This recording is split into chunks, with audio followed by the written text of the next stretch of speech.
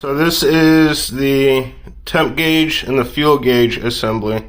This works very simply. You can see the gas gauge moving. Let me make it move even more. Let's try to give this thing a full tank.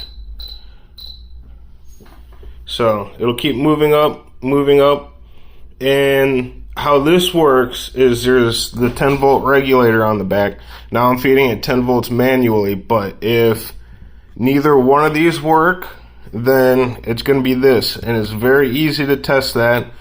All you have to do is, there's going to be two legs on it. It uses this back portion as a ground.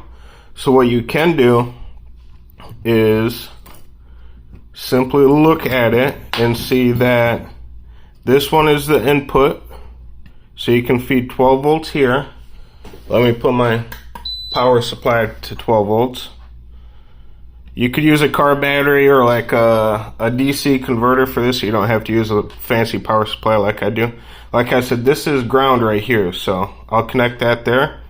So if this is the input leg, the other one's going to be the output leg. And if you look closely, it's connected to a couple of places, but the main place that it's connected to is this pin right here. So you could check the voltage between here, and it'll be 10 volts. Now, if you want to make sure that the individual mechanical portions of the gauges work, what you would do is you would get like a 5 volt or even a 10 volt power supply. Like I said, it's a 10 volt regulator, so it's going to be 0 to 10 volts is what makes these move. You could cut open a USB cable and use that. It'll output 5 volts, but you would connect to the output pin. Let me turn this down, set it to 5 volts. And then connect to the ground. And now we'll see the temp gauge go up about halfway.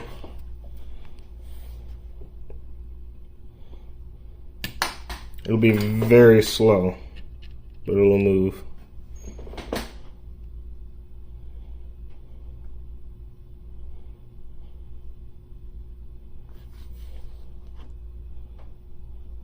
So you see it going up. So these assemblies are stupid easy to test. That's all it takes.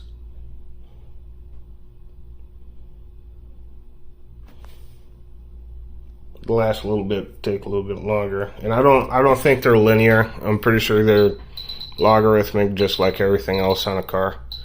So it might take a little bit longer to get to the middle section, and then after it hits the middle section, it'll shoot up, and then we could jump over and do the same exact thing over here. See it moving.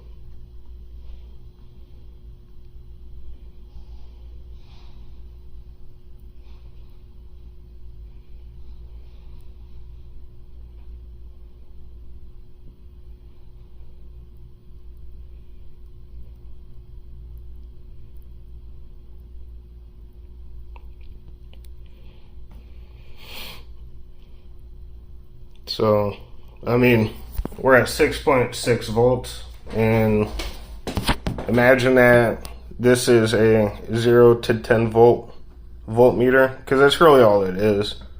It's pretty accurate, and honestly, if it's off at all, it's probably for me taking the actual needle off at one point, not putting it back on at the right spot. I know I've taken this off and adjusted it so it would sit a little bit more in the middle. Now the tack is a little bit more touchy. It's super simple too.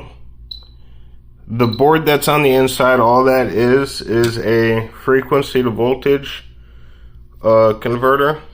The potentiometer on the side just sets the max voltage that'll go to the gauge, and these gauges max out at 1.75 volts, so I can turn this up to 1.73, around that range, and we have 7K RPM, turn it down, and you can control it that way. Yeah, all the gauges on these are, other than the speedometer and the turbo, they're just essentially voltmeters, just measuring out voltage.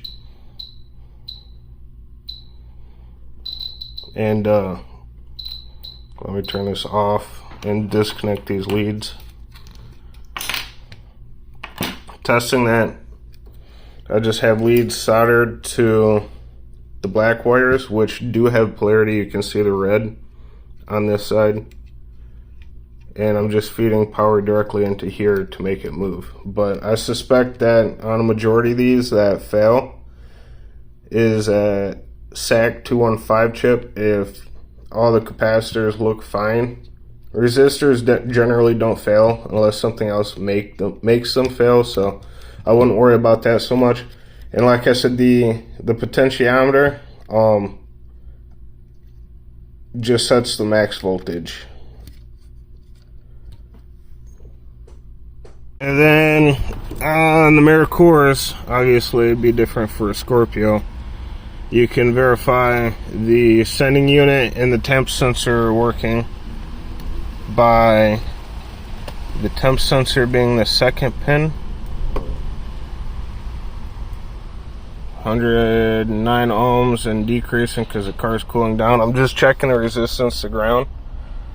And then the fuel sender is this guy right here, which, oh well, let me get a better connection here. 130, which I have like a little under a half tank, so that sounds about right.